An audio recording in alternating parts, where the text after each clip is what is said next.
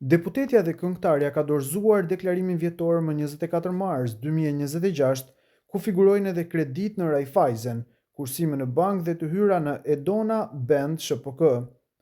Këngëtarja dhe deputetja e Kuvendit të Kosovës Edona Lalloshi ka dorëzuar deklarimin e rregullt vjetor të pasurisë më 24 mars 2026, ndërsa si deputete është emëruar që nga 19 prilli viti 2025. Në deklarim të pasurisë së paluajtshme, ajo ka deklaruar një banesë 139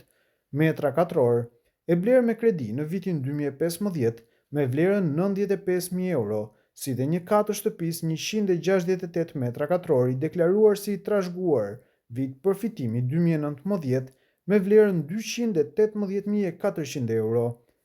Te pasuritë e luajtshme mbi 3.000 euro, Lalloshi ka deklaruar 2 vetura Mercedes-Benz të blera me leasing në vitin 2023, njëra me vlerë 72.000 euro dhe tjetra 36.000 euro. Sa i përket detyrimeve financiare, ajo ka deklaruar 2 kredi në Raiffeisen Bank Kosova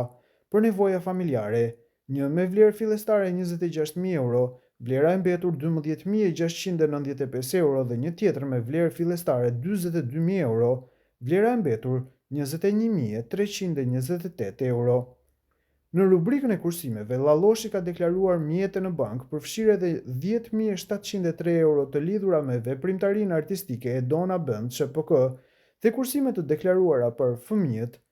8.000 euro dhe 7.600 euro të shënuara me prejardhje nga nëna.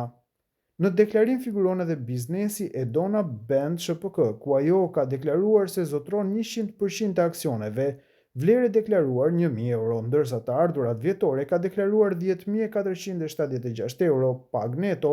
dhe 21.500 euro të hyra nga veprimtaria artistike përmes biznesit të saj.